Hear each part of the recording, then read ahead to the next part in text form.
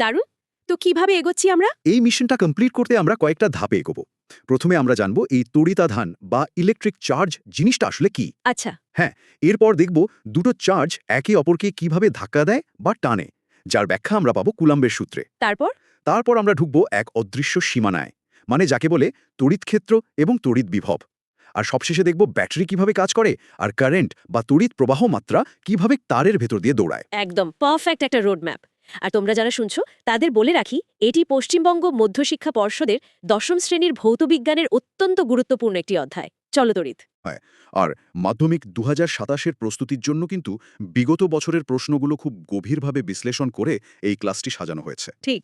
তাহলে শিক্ষার্থীদের সুবিধার জন্য বলবো, শুধু শুনলে হবে না, নোটস প্রিন্ট করে সামনে রেখে আজকের এই আলোচনাটি ফলো করতে হবে। আর নোটস ডাউনলোডের টেলিগ্রাম লিঙ্কটি ভিডিওর অ্যাবাউট সেকশন এবং পিন্ড কমেন্টে দেওয়াই আছে। তাহলে চলো মূল আলোচনায় ঢোকা যাক। ওই চিরুনি আর কাগজের গল্পটা দিয়ে। আচ্ছা, এই যে ঘর্ষণের ফলে জিনিসপত্র আকর্ষণ করার ক্ষমতা তৈরি হলো, এটা নিশ্চয়ই আধুনিক বিজ্ঞানের কোনো আবিষ্কার নয়। মানে এটা তো অনেক পুরনো হওয়ার কথা। হ্যাঁ, মোটেও আধুনিক নয়। এর ইতিহাস বেশ পুরনো। আনুমানিক ৬০০ খ্রিস্টপূর্বাব্দে গ্রিক দার্শনিক থেলস প্রথম একটা অদ্ভুত ব্যাপার লক্ষ্য করেন। ও, ৬০০ খ্রিস্টপূর্বাব্দ। হ্যাঁ, তিনি দেখেন এক খণ্ড অ্যাম্বারকে যদি পশম দিয়ে ঘষা হয় তবে সেটি কাগজের টুকরোর মতো হালকা জিনিসকে আকর্ষণ করতে পারে। এই অ্যাম্বার হলো মূলত পাইন গাছের জমে যাওয়া কঠিন আঠা। মানে সেই প্রাচীনকালেও মানুষ এই আকর্ষণ বলটা খেয়াল করেছিল, কিন্তু এরপর কি বিজ্ঞান ওই অ্যাম্বারেই আটকেছিল? না, তবে বেশ অনেক বছর কেটে যায় নতুন কিছু আবিষ্কার হতে। ব্রিটিশ পদার্থবিদ স্যার উইলিয়াম গিলবার্ট ওই ১৫৪৪ থেকে ১৬০৩ খ্রিস্টাব্দের মধ্যে ব্যাপারটা নিয়ে আরও গভীরভাবে কাজ করেন। আচ্ছা। তিনি খেয়াল করেন যে শুধু অ্যাম্বার নয়, ঘর্ষণের ফলে কাঁচ, ইবোনাইট এরকম আরও অনেক পদার্থই অন্য হালকা বস্তুকে আকর্ষণ বা বিকর্ষণ করার ক্ষমতা লাভ করে। আর এই যে ঘর্ষণের ফলে বস্তুর আকর্ষণ বা বিকর্ষণ করার ক্ষমতা লাভ করা, একেই বলা হয় তড়িৎগ্রস্ত হওয়া বা ইলেকট্রিফাইড হওয়া। তড়িৎগ্রস্ত হওয়া। হ্যাঁ, এই পরিবর্তনের ফলে বস্তুর মধ্যে একটা ভৌত ধর্মের সৃষ্টি হয়, যাকে তড়িৎ আধান বা ইলেকট্রিক চার্জ বলে। এখানে একটা খুব সাধারণ প্রশ্ন মাথায় আসে, ঘর্ষণের ফলে বস্তুর ভেতরে ঠিক কি এমন ঘটে? মানে আমরা যখন দুটো জিনিস ঘষি, তখন কি বস্তুর ভেতর থেকে প্রোটন বা ওরকম কিছু খসে বেরিয়ে আসে যার জন্য চার্জ তৈরি হয়? এটা খুব সাধারণ একটা ভুল ধারণা। প্রোটনগুলো পরমাণুর একদম কেন্দ্রে, মানে নিউক্লিয়াসের ভেতর খুব শক্তভাবে আটকে থাকে। ঘর্ষণের ফলে ওরা একদমই নড়াচড়া করতে পারে না। আসল খেলাটা খেলে ইলেকট্রন, যারা পরমাণুর বাইরের দিকে ঘোরে। ও আচ্ছা, তার মানে ইলেকট্রনগুলোই আসল কাজটা করে। একদম। যখন দুটি আলাদা বস্তুর মধ্যে ঘর্ষণ হয়, তখন ঘর্ষণের শক্তি কিছু ইলেকট্রনকে একটা বস্তু থেকে ছাড়িয়ে অন্য বস্তুতে পাঠিয়ে দেয়। অর্থাৎ শুধু ইলেকট্রনের আদান প্রদান ঘটে। আচ্ছা, তার মানে ইলেকট্রনগুলো এক জায়গা থেকে অন্য জায়গায় জাম্প করছে। ঠিক তাই। বিজ্ঞানী বেঞ্জামিন ফ্র্যাঙ্কলিন এই আধানের নামকরণ করেছিলেন খুব সুন্দর একটা যুক্তিতে। যে বস্তু থেকে ইলেকট্রন চলে যায়, সেখানে তো ইলেকট্রনের ঘাটতি তৈরি হলো। এই ইলেকট্রনের ঘাটতি হওয়া অবস্থাকে বলা হয় ধনাত্মক তড়িৎগ্রস্ত বা পজিটিভ চার্জ। Positive charge. আর যে বস্তুতে ওই ইলেকট্রনগুলো গিয়ে জমা হলো, মানে যেখানে স্বাভাবিকের চেয়ে বেশি ইলেকট্রন চলে এলো, সেটি হয়ে যায় ঋণাত্মক তড়িৎগ্রস্ত বা নেগেটিভ চার্জ। কনসেপ্টটা তো দারুণ পরিষ্কার। যেখানে ইলেকট্রন কম সেটা পজিটিভ, আর যেখানে ইলেকট্রন বেশি সেটা নেগেটিভ। আর এই চার্জগুলোর আচরণের কথাও তো ফ্র্যাঙ্কলিন বলেছিলেন, তাই না? হ্যাঁ, সমজাতীয় আধান অর্থাৎ দুটোই পজিটিভ বা দুটোই নেগেটিভ হলে তারা পরস্পরকে বিকর্ষণ করবে বা দূরে ঠেলে দেবে। আর বিপরীতধর্মী আধান হলে, মানে একটা পজিটিভ আর একটা নেগেটিভ, তারা পরস্পরকে আকর্ষণ করবে। একেবারে মানুষের মতো। মানে একঘেয়েমি কেউ পছন্দ করে না, অপোজিট হলে অ্যাট্রাকশন বাড়ে। আচ্ছা, আধানের কি নির্দিষ্ট কোনো ধর্ম আছে যা সবসময় মেনে চলা হয়? হ্যাঁ, দুটি খুব গুরুত্বপূর্ণ ধর্ম আছে। প্রথমটি হল আধানের কোয়ান্টায়ন। এর গাণিতিক রূপ হল Q=NE। এখানে E হল একটি ইলেকট্রনের আধানের মান, আর N হল একটি পূর্ণ সংখ্যা। এটাকে যদি একটু ভিজুয়ালাইজ করা যায়, যেমন ধরো মানুষ, পৃথিবীতে অর্ধেক মানুষ বা সোয়া মানুষ বলে তো কিছু হয় না। হ্যাঁ, তা তো বটেই। মানুষ হলে একজন, দুজন বা তিনজন হবে। ঠিক তেমনি ইলেকট্রন কখনো ভেঙে অর্ধেক বা ভগ্নাংশ হয়ে যায় না। তাই আধানের পরিমাণও সবসময় একটা, দুটো বা 10টা ইলেকট্রনের সমান হবে। কখনোই 1.5খানা ইলেকট্রনের চার্জ হবে না। এটাই হলো কোয়ান্টায়ন। চমৎকার একটা উদাহরণ। আর দ্বিতীয় ধর্মটি হল আধানের সংরক্ষণ সূত্র। এর মানে হল কোনো বিচ্ছিন্ন সংস্থার মোট তড়িতাধান সর্বদা ধ্রুবক থাকে। মানে ঘর্ষণের আগে আর পরে আধান একই থাকে। একদম। ঘর্ষণের আগে দুটি বস্তুর মোট আধান যা ছিল, ঘর্ষণের পরেও মোট আধান একই থাকবে। আধান নতুন করে সৃষ্টিও করা যায় না, ধ্বংসও করা যায় না, শুধু স্থানান্তরিত হয়। তাহলে এই প্রথম সেগমেন্টের একটা ছোট্ট রিভিশন করে নেওয়া যাক। হ্যাঁ, এই অংশে আমরা দেখলাম থেলস এবং গিলবার্টের পর্যবেক্ষণের ইতিহাস। বুঝলাম যে ইলেকট্রনের স্থানান্তরের ফলেই বস্তু পজিটিভ বা নেগেটিভ চার্জ লাভ করে। আর সমজাতীয় আধান বিকর্ষণ করে আর বিপরীত আধান আকর্ষণ করে। ঠিক। আর সবশেষে আধানের কোয়ান্টায়ন এবং সংরক্ষণ সূত্র জানলাম। যারা এতক্ষণ মনোযোগ দিয়ে শুনছে তাদের জন্য এইবার একটা মেন্টাল চেকলিস্ট, মানে 3টে কনসেপচুয়াল প্রশ্ন, যেগুলো দিয়ে যাচাই করে নেওয়া যায় পড়াটা কতটা গভীরে পৌঁছালো। উত্তরগুলো কমেন্ট বক্সে লিখে ফেলা যেতে পারে। হ্যাঁ, প্রথম প্রশ্ন হল, ঘর্ষণের ফলে ঠিক কোন কণার আদান প্রদানের জন্য বস্তু তড়িৎগ্রস্ত হয়? 2 নম্বর প্রশ্ন, সমজাতীয় আধান পরস্পরকে কি করে? আর 3 নম্বর প্রশ্ন, আধানের কোয়ান্টায়ন সমীকরণটি কি? দারুণ! এবার আমরা আমাদের আলোচনার দ্বিতীয় ধাপে যাব। আধান যে একে অপরকে আকর্ষণ বা বিকর্ষণ করে তা তো বোঝা গেল, কিন্তু বিজ্ঞান তো শুধু ওই টানছে বা ঠেলছে বলে ছেড়ে দিতে পারে না। এই বলের পরিমাণটা কত, সেটা কিভাবে মাপা যাবে? এই প্রশ্নেরই গাণিতিক উত্তর দিয়েছিলেন ফরাসি বিজ্ঞানী চার্লস কুলম্ব। তিনি দুটি স্থির বিন্দু আধানের মধ্যকার আকর্ষণ বা বিকর্ষণ বল মাপার একটি সূত্র প্রকাশ করেন, যা ওম কুলম্বের সূত্র নামে পরিচিত। একটু থামাই, এই বিন্দু আধান বা পয়েন্ট চার্জ বিষয়টা কি? এটা কি ফিজিক্যালি খুব ছোট কোনো ডট বা বিন্দুর মতো? ব্যাপারটা ঠিক সাইজের ওপর নির্ভর করে না, নির্ভর করে দূরত্বের ওপর।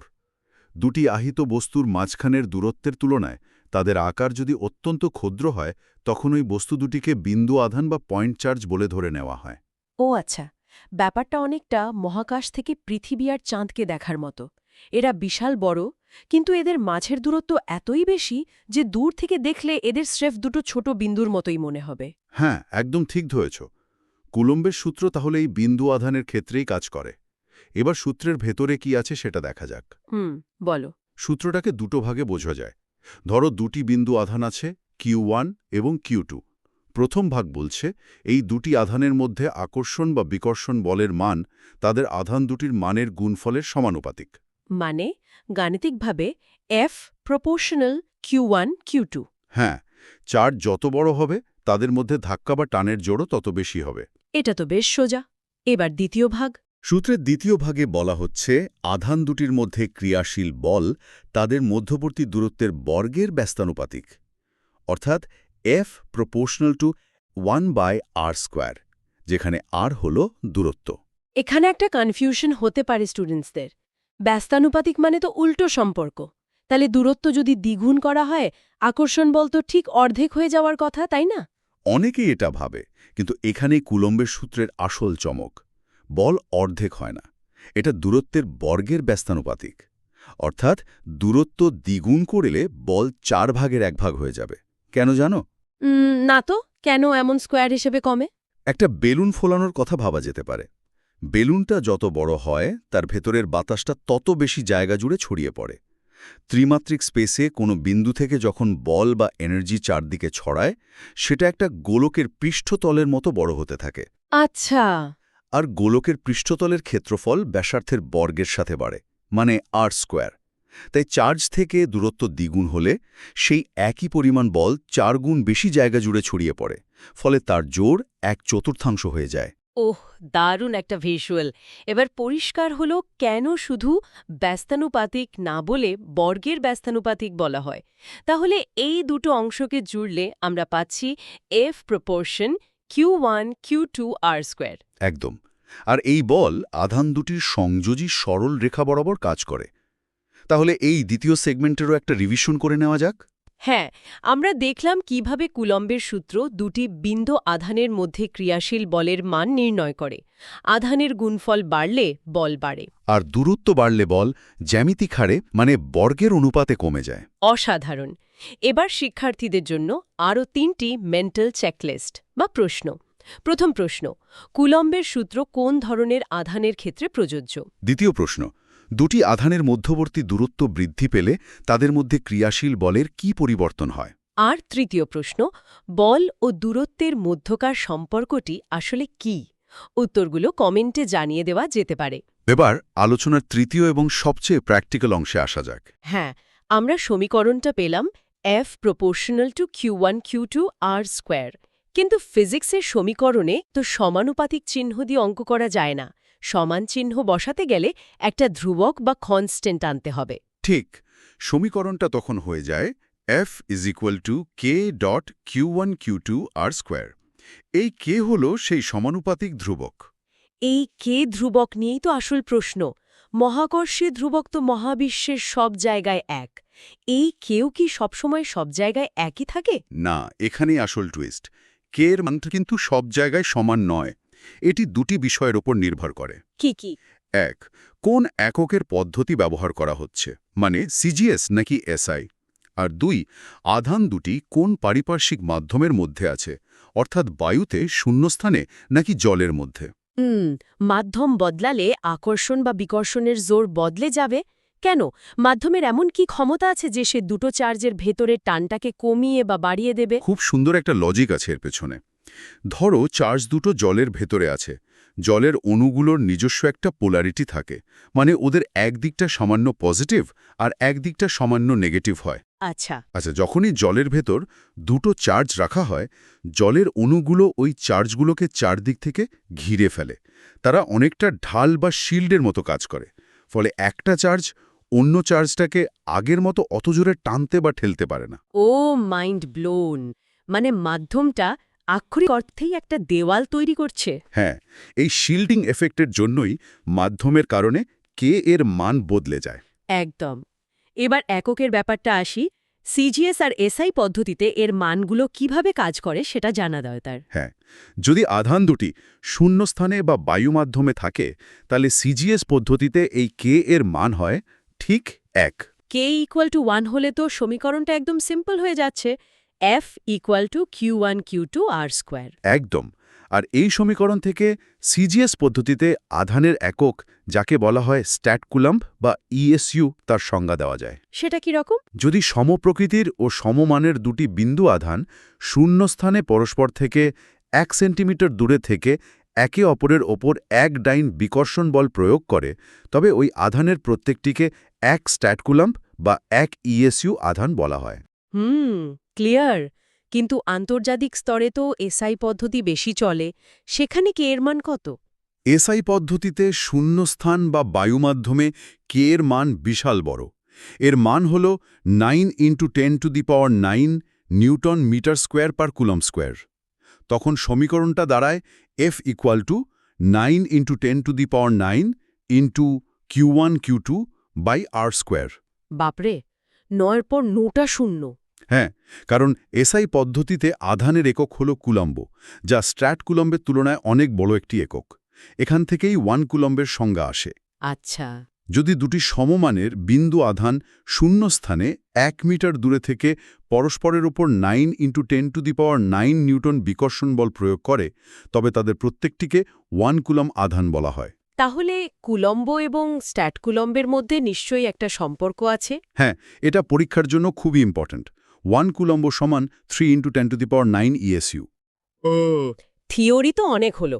এবার এই সূত্রটাকে সরাসরি একটা অঙ্কে অ্যাপ্লাই করা যাক।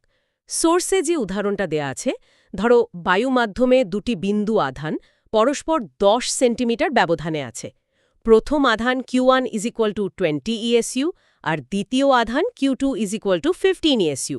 এদের মধ্যে ক্রিয়াশীল বল কত হবে? খুব সহজ। এখানে সব মান সিজিএস পদ্ধতিতে আছে এবং মাধ্যমটা বায়ু। তাই আমরা সরাসরি k = 1 ধরে F = Q1 Q2 R square সূত্রটি ব্যবহার করব। ওকে, লজিক দিয়ে সলভ করা যাক। Q1 হলো 20, Q2 হলো 15, এদের গুণফল হলো 300, আর নিচে দূরত্বের স্কোয়ার। হ্যাঁ, দূরত্ব 10 সেন্টিমিটার, তাহলে 10-এর স্কোয়ার হলো 100। এবার 300কে 100 দিয়ে ভাগ করলে হয় 3। যেহেতু সিজিএস পদ্ধতি, তাই বলের একক হবে ডাইন। উত্তর হলো 3 ডাইন। সূত্র মুখস্থ না করেও শুধু লজিক দিয়ে অঙ্কটা নেমে গেল। একদম তাই। কনসেপ্ট ক্লিয়ার থাকলে ফিজিক্সের অঙ্ক জলের মতো সহজ মনে হয়। আর ঠিক এই কারণেই বলা যায় এই ধরনের স্ট্রাকচার্ড প্রিমিয়াম লার্নিং ইউটিউবে খুব কমই পাওয়া যায়। আমরা প্রিভিয়াস ইয়ার কোয়েশ্চেন অ্যানালাইসিস করে একদম 0 থেকে অ্যাডভান্সড লেভেল পর্যন্ত কন্টেন্ট তৈরি করি। শুধু সংজ্ঞা মুখস্থ করার সেই বোরিং পড়াশোনার দিন কিন্তু সত্যি শেষ। হ্যাঁ, আর এই চ্যানেলটিতে কিন্তু শিক্ষার্থীদের জন্য পুরো একটা প্রিপারেশন ইকোসিস্টেম অপেক্ষা করছে। ভবিষ্যতে আমাদের কোয়েশ্চেন অ্যান্সার রিভিশন সিরিজ আসছে, থাকবে মাইন্ড ম্যাপ রিভিশন আর পরীক্ষার ঠিক আগে র্যাপিড রিভিশন। তো এই শেষ সেগমেন্টের একটা কুইক রিভিশন করে নিই। এই অংশে আমরা শিখলাম সমানুপাতিক ধ্রুবক কে এর সম্পর্কে, যা মাধ্যম এবং এককের ওপর নির্ভরশীল। জলের শিল্ডিং এফেক্টের উদাহরণ দিয়ে বুঝলাম কেন মাধ্যম ম্যাটার করে। আর জানলাম সিজিএস পদ্ধতিতে বায়ুমাধ্যমে K = 1 এবং SI পদ্ধতিতে K = 9 × 10⁹ শিখলাম 1 কুলম সমান 3 × 10⁹ ESU, আর শেষে একটি চমৎকার গাণিতিক সমাধানও দেখলাম। তাহলে এবার এই সেগমেন্টের 3টি প্রশ্ন মেন্টাল চেকলিস্টের জন্যে। 1 নম্বর, শূন্যস্থানে SI পদ্ধতিতে K এর মান কত? 2 নম্বর, সিজিএস পদ্ধতিতে আধানের একক কি? এবং 3 নম্বর, 1 কুলম্ব সমান কত ESU? দারুণ। তো শুরু করা যাক আজকের এই ইনভেস্টিগেশন। চলতড়িৎ বা কারেন্ট ইলেকট্রিসিটির মেকানিজম বোঝার একদম প্রথম ধাপটাই হলো চার্জ বা আধানগুলো একে অপরের ওপর ঠিক কীভাবে প্রভাব খাটায় সেটা ভিজুয়ালাইজ করা। ব্যাপারটা অনেকটা মাকড়সার জালের মতো ভাবা যেতে পারে, তাই না? ধরলাম একটা বিশাল বড় পজিটিভ আধান, যাকে আমরা +Q বলছি, সে একটা জায়গায় স্থির হয়ে বসে আছে। আচ্ছা। এখন এর কাছাকাছি যদি আর একটা খুব ছোট পজিটিভ আধান, ধরা যাক +q আনা হয়, তাহলে সেটা কিন্তু ওই বড় আধানটার কাছে ঘেঁষতে চাইবে না। সমমেরু একে অপরকে বিকর্ষণ করে। ফলে ওই ছোট আধানটা একটা বিকর্ষণ বল অনুভব করবে এবং ছিটকে দূরে সরে যেতে চাইবে। লজিক্যাল। আবার উল্টো দিকে যদি একটা নেগেটিভ আধান মানে -q আনা হয়, তাহলে সেটা প্রচণ্ড বেগে ওই +q এর দিকে ছুটে আসতে চাইবে আকর্ষণের কারণে। খুব সুন্দর একটা চিত্র তৈরি হলো, কিন্তু এখানে একটা গভীর চিন্তার বিষয় আছে। এই যে ছোট আধানগুলো আনার সাথে সাথেই তারা একটা বল অনুভব করছে, তার মানে কি ওই ফাঁকা জায়গাটাতে আগে থেকেই কোনো অদৃশ্য প্রভাব ছিল? তাই তো মনে হচ্ছে। উত্তর হলো হ্যাঁ। এই +q আধানটা তার চারপাশে একটা নির্দিষ্ট এলাকা জুড়ে এমন একটা অদৃশ্য শক্তির জাল বিছিয়ে রেখেছে, যেখানে অন্য কোনো আধান এলেই সে এই আকর্ষণ বা বিকর্ষণ বলের ফাঁদে পড়বে। এই যে নির্দিষ্ট অঞ্চল, এটাই হলো ওই মূল আধানটার তড়িৎক্ষেত্র বা ইলেকট্রিক ফিল্ড। তড়িৎক্ষেত্র ব্যাপারটা না হয় বোঝা গেল, একটা নির্দিষ্ট বাউন্ডারি, যার ভেতরে এলে প্রভাবটা টের পাওয়া যাবে। কিন্তু এরপরই বইগুলোতে এমন একটা কথা লেখা থাকে যেটা ভীষণ কনফিউজিং। কোন বিষয়টা? বলা হয় অসীম দূরত্ব বা ইনফিনিটি থেকে একটা একক ধনাত্মক আধানকে আনতে হবে। মানে কেন অসীম দূরত্ব? ল্যাবরেটরির ভেতরে বসে প্র্যাকটিক্যাল করার সময় তো আর কেউ সত্যি সত্যি মহাবিশ্বের অসীম দূরত্ব থেকে কিছু ধরে আনে না। এই তাত্ত্বিক ব্যাপারটা আসলে কি? এটা ফিজিক্সের খুবই লজিক্যাল একটা পয়েন্ট, যদিও শুনতে একটু অদ্ভুত লাগে। অসীম দূরত্ব বলতে কিন্তু মহাকাশের শেষ প্রান্ত বোঝায় না। অসীম দূরত্ব হলো ঠিক সেই জায়গাটা যেখানে ওই +q আধানটার জালের কোনো প্রভাব আর পৌঁছায় না। ও আচ্ছা, মানে ওর সীমানার বাইরে। একদম। অর্থাৎ ওই সীমানার বাইরে আধানের স্থিতিশক্তি বা পোটেনশিয়াল এনার্জি পুরোপুরি শূন্য ধরা হয়। এখন সেই শূন্য স্থিতিশক্তির জায়গা থেকে একটি একক ধনাত্মক বিন্দু আধানকে যদি ওই তড়িৎক্ষেত্রের ভেতরের কোনো বিন্দুতে জোর করে ঢোকাতে হয়, তবে ওই বিকর্ষণ বলের বিরুদ্ধে কিছু বাহ্যিক কাজ বা ওয়ার্ক করতে হবে। বল প্রয়োগ করে সরাতে হচ্ছে মানেই কাজ করতে হচ্ছে। ঠিক। এই যে কাজ করা হলো, সেটাই ওই বিন্দুটার তড়িৎ বিভব বা ইলেকট্রিক পোটেনশিয়াল হিসাবে জমা হয়। আচ্ছা, তার মানে বিষয়টা এমন নয় যে সত্যি সত্যি কাউকে মহাকাশের অসীম থেকে কিছু বয়ে আনতে হবে। এটা আসলে পরিমাপ করার একটা রেফারেন্স পয়েন্ট। ঠিক যেমন সমুদ্রপৃষ্ঠের উচ্চতাকে আমরা শূন্য ধরে কোনো পাহাড়ের উচ্চতা মাপি। একদম নিখুঁত উপমা। অসীম দূরত্বটা হল ফিজিক্সের সেই সমুদ্রপৃষ্ঠ। ধরা যাক অসীম দূরত্ব থেকে কিউ পরিমাণ আধানকে কোনো বিন্দুতে আনতে ডব্লিউ পরিমাণ কার্য করতে হল, তাহলে ওই নির্দিষ্ট বিন্দুর বিভব, যাকে আমরা ভি দিয়ে প্রকাশ করি, তার মান হবে কৃতকার্য ভাজিত আধান। মানে ভি ইকুয়াল টু W/Q। হ্যাঁ, ভি ইকুয়াল টু ডব্লিউ/কিউ। আর এই সমীকরণ থেকেই তো আমরা বিভবের মাত্রীয় সংকেত বা ডাইমেনশনাল ফর্মুলা খুব সহজে লজিক দিয়ে বের করে ফেলতে পারি। শুধু ব্র্যাকেটের ভেতরের অক্ষরগুলো না বুঝে মুখস্থ করার তো কোনো দরকারই নেই। একদম না। কার্যের মাত্রা বা ওয়ার্কের ডাইমেনশন আমরা জানি mL²T⁻²। এর মধ্যে ভর, দৈর্ঘ্য আর সময় সবই আছে। কারণ কার্য মানেই হল কোনো ভৌত বস্তুকে বল প্রয়োগ করে সরানো। আর আধানের মাত্রা হল তড়িৎ প্রবাহ আর সময়ের গুণফল, মানে I/T। এবার বিভবের মাত্রা হবে কার্যের মাত্রাকে আধানের মাত্রা দিয়ে ভাগ করলে যা দাঁড়ায়। সূচকের নিয়মে হিসাব করলে এটা হয় mL²T⁻³ I⁻⁻1। এই ডাইমেনশনটা দেখে অনেকেই শুরুতে ঘাবড়ে যায়, কিন্তু যদি গভীরভাবে ভাবা যায়, বিভব বা ভোল্টেজের গভীরেও ভর, দৈর্ঘ্য আর সময়ের মতো একদম বেসিক ফিজিক্যাল বিষয়গুলো লুকিয়ে আছে। এটা কোনো জাদুকরী কিছু নয়। ঠিক তাই। তো আমরা এই প্রথম অংশের একেবারে শেষে চলে এসেছি। একটু রিক্যাপ করে নেওয়া যাক। হ্যাঁ, প্রথমে আমরা দেখলাম একটা আধান কিভাবে তার চারপাশে তড়িৎক্ষেত্র বা প্রভাবের জাল তৈরি করে। তারপর জানলাম সেই প্রভাবের বাইরে, অর্থাৎ শূন্য স্থিতিশক্তির অসীম দূরত্ব থেকে একটা একক ধনাত্মক আধানকে সেই জালের ভেতরে আনতে যে পরিমাণ কাজ করতে হয়, সেটাই হলো তড়িৎ বিভব। আর সব শেষে ভি ইকুয়াল টু W/Q সমীকরণ থেকে বিভবের মাত্রীয় সংকেত কিভাবে তৈরি হয় সেই লজিকটা বুঝলাম। এবার যারা শুনছে তাদের একটু ভাবার জন্য ৩টি প্রশ্ন রাখা যাক, যেগুলোর উত্তর কমেন্ট সেকশনে আলোচনা করা যেতে পারে। দারুণ আইডিয়া। প্রশ্ন ১, তড়িৎ ক্ষেত্রের বাইরে অসীম দূরত্বে বিভবের মান কত ধরা হয় এবং কেন? প্রশ্ন ২, বিভবের মাত্রীয় সংকেতটি ঠিক কী? এবং প্রশ্ন ৩, একটি +Q আধানের তড়িৎ ক্ষেত্রে সমজাতীয় +q আধান আনলে তার ওপর ঠিক কী ধরনের বল কাজ করবে? এই যে আমরা একটা বিন্দুর বিভব বের করলাম, এবার আলোচনাটাকে একটু ভেতরের দিকে নিয়ে যাওয়া যাক। আচ্ছা, চলো। ধরা যাক আমরা তো তড়িৎক্ষেত্রের ভেতরে ঢুকেই পড়েছি। এবার এই জালের ভেতরেই যদি দুটো আলাদা বিন্দু থাকে, তখন তাদের মধ্যে আধান সরাতে গেলে কি হবে? এই জায়গাটা বোঝার জন্য ওই পাহাড়ের উচ্চতার উপমাটায় আবার ফিরে যাওয়া যায়। সমুদ্রপৃষ্ঠ বা অসীম দূরত্ব থেকে পাহাড়ের একটা চূড়া আড়ে উঠতে যে কষ্ট হলো, সেটা ধরো ভি। আর অন্য একটা চূড়া এসে উঠতে যে কষ্ট হলো, সেটা হলো VS। এখন যদি কেউ সরাসরি আর থেকে এস চূড়ায় যেতে চায়, তাহলে তাকে তো আবার সমুদ্রপৃষ্ঠে নামতে হবে না, তাই না? তাকে শুধু ওই দুটো চূড়ার উচ্চতার পার্থক্যটুকু পার হতে হবে। দারুণ, ঠিক এটাই ঘটে।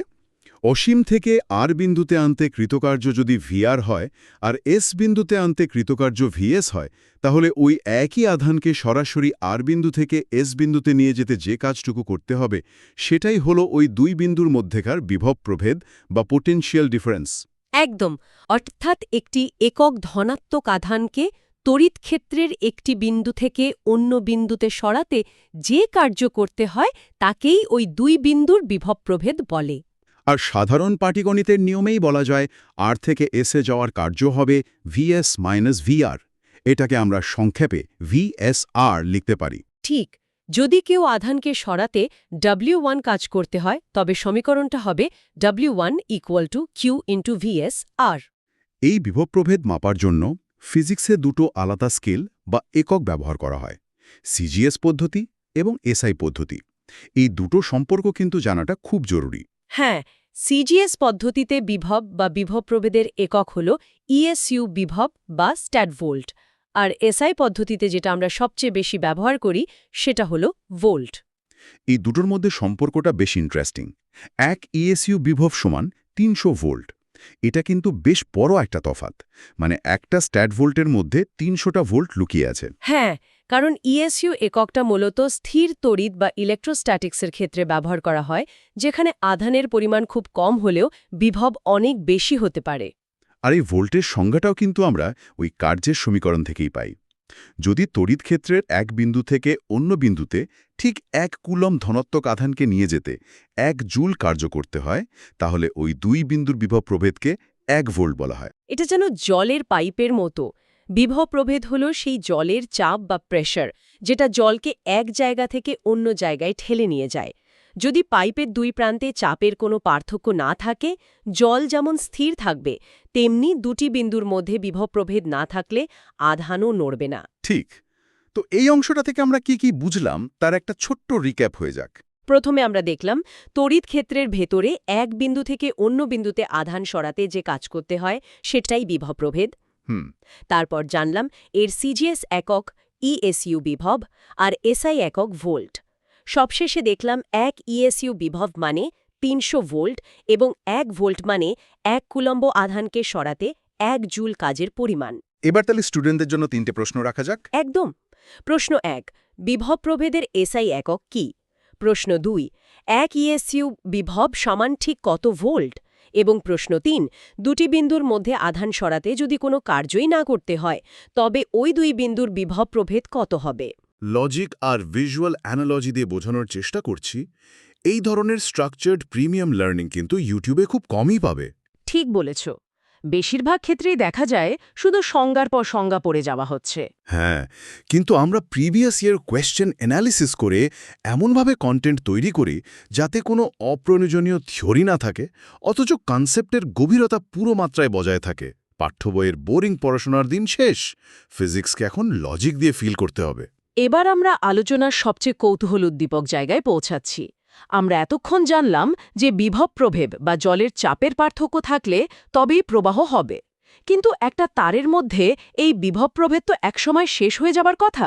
মানে জলের ট্যাঙ্কি খালি হয়ে গেলে তো পাইপে আর চাপ থাকবে না, তাহলে এই চাপটা সবসময় বজায় রাখবে কে? ঠিক এখানেই আসে ব্যাটারি বা তড়িৎ কোষের ধারণা, যেমন সরল ভোল্টীয় কোষ বা ল্যাকল্যান্স কোষ। বইয়ের সার্কিট ডায়াগ্রামে দেখা যায় তড়িৎ কোষকে পাশাপাশি দুটো অসমান সমান্তরাল রেখা দিয়ে বোঝানো হয়। বড় রেখাটি হল ধনাত্মক মেরু বা পজিটিভ প্রান্ত, আর ছোট রেখাটি ঋণাত্মক মেরু বা নেগেটিভ প্রান্ত। একদম। কিন্তু এই ব্যাটারির ভেতরে এমন কি জাদু আছে যা সারাক্ষণই চাপটা ধরে রাখে?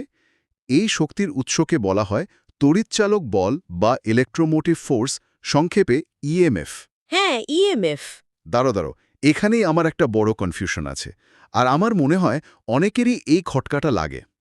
এর নাম তড়িৎচালক বল বা ফোর্স।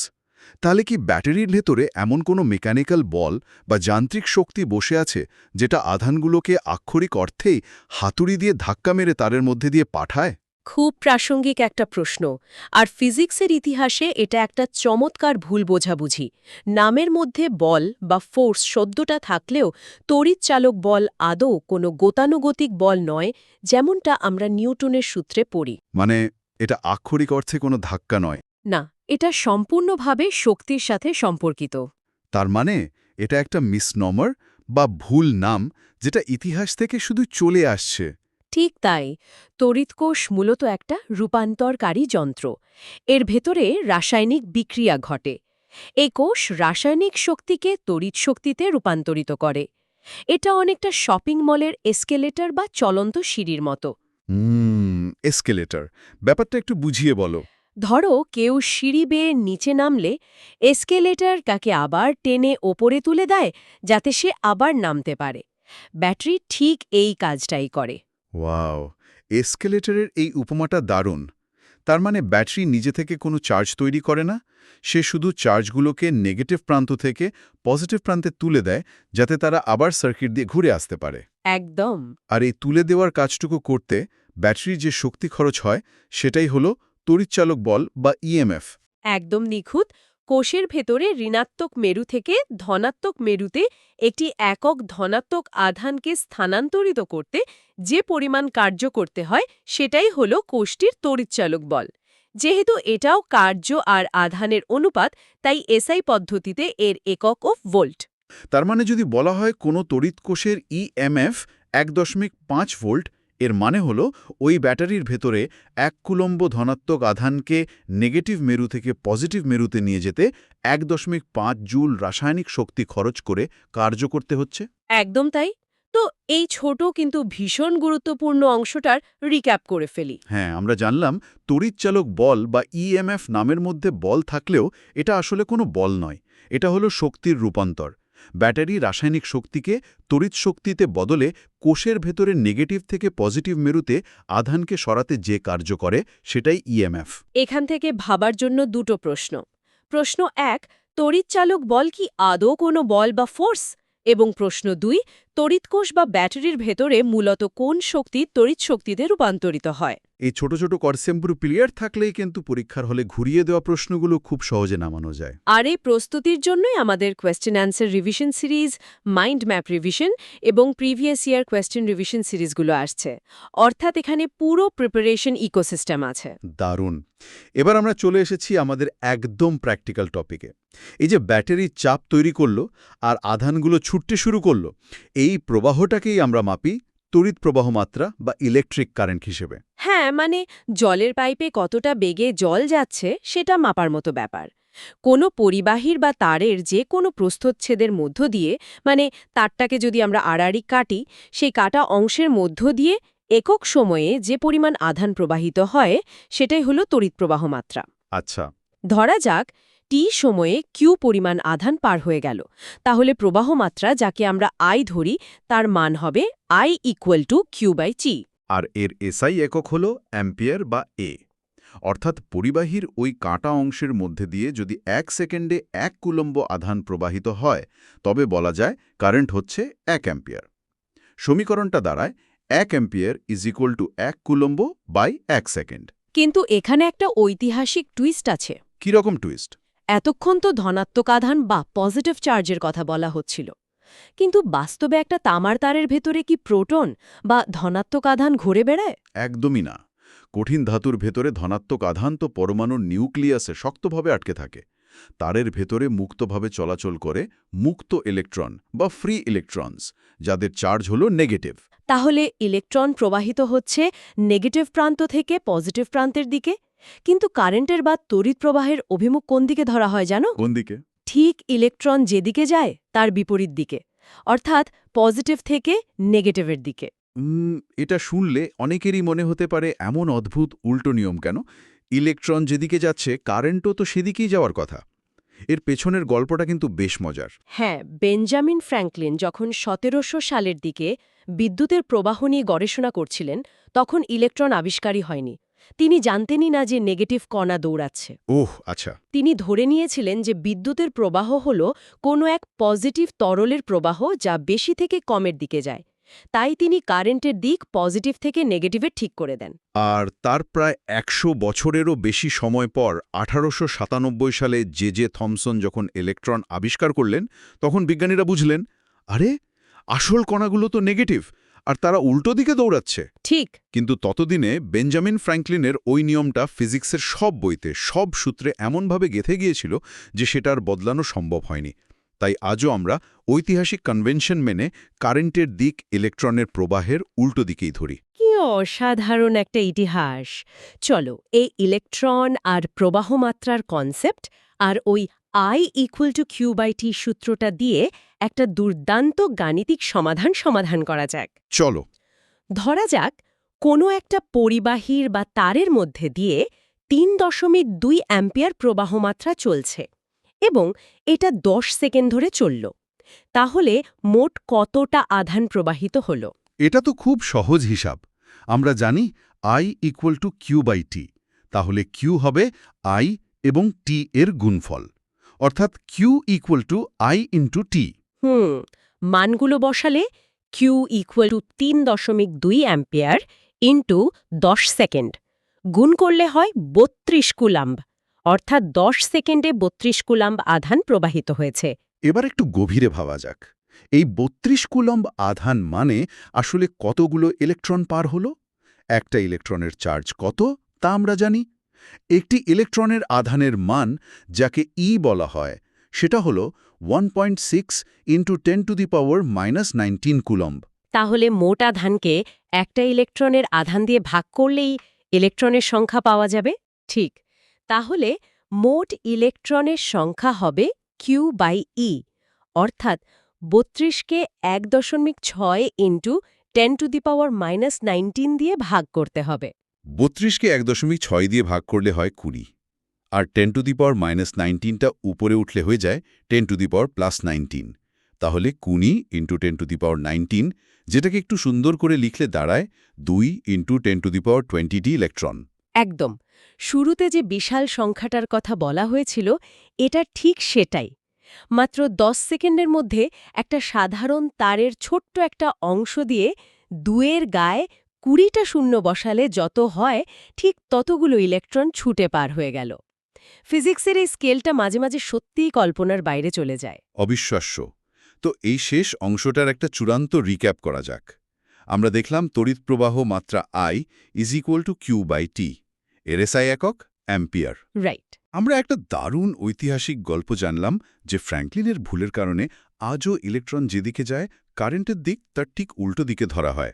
আর সবশেষে হিসাব করে দেখলাম সামান্য কারেন্টেও আসলে কোটি কোটি কোটি ইলেকট্রন চলাচল করে। এখান থেকে শেষ 3টি প্রশ্ন রইল। প্রশ্ন 1, তড়িৎ প্রবাহ মাত্রার SI একক কী? প্রশ্ন 2, কারেন্টের দিক ইলেকট্রনের প্রবাহের কোন দিকে ধরা হয় এবং কেন? এবং প্রশ্ন 3, প্রবাহ মাত্রা I, আধান Q এবং সময় T এর মধ্যে গাণিতিক সম্পর্কটি কী? করে এবার পর্বের একদম শেষ পর্যায়ে এসে আমরা পুরো অধ্যায়টার একটা দ্রুত মেন্টাল প্লেব্যাক করে নেব। শুরু থেকে শেষ পর্যন্ত আমরা কি দেখলাম? প্রথমে আমরা দেখলাম দুটো বস্তুর ঘর্ষণে ইলেকট্রন ছিটকে যাওয়ার কারণে কিভাবে পজিটিভ আর নেগেটিভ আধান সৃষ্টি হয়। তারপর কুলম্বের সূত্রের সাহায্যে সেই আধানগুলোর মধ্যে হওয়া আকর্ষণ বা বিকর্ষণ বল মাপতে শিখলাম। এরপর আমরা বুঝলাম আধানের চারপাশের ওয়াইফাই জোনের মতো তড়িৎ ক্ষেত্র।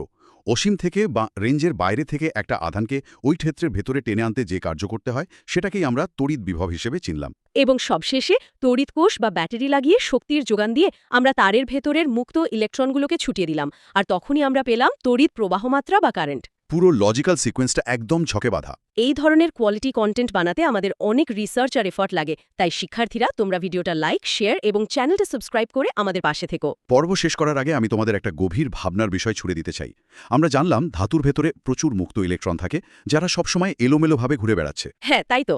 তাহলে টেবিলের উপর রাখা একটা সাধারণ লোহার টুকরো হাত দিয়ে ধরলে আমরা কেন শক খাই না? কেন শুধু তড়িৎ কোষ বা ব্যাটারি জড়লেই কারেন্ট পাওয়া যায়? এই প্রশ্নের উত্তরটা একটু মাথা খাটিয়ে ভেবে দেখতে হবে। দারুণ একটা চিন্তার খোরাক। এর উত্তর এবং তড়িৎ প্রবাহর সাথে বিভব প্রভেদের সবচেয়ে বিখ্যাত সম্পর্কটি আমরা জানব আমাদের আগামী ক্লাসে। পরের ক্লাসে আমরা দেখব ওহমের সূত্র। পরবর্তী ক্লাসে আবার দেখা হবে।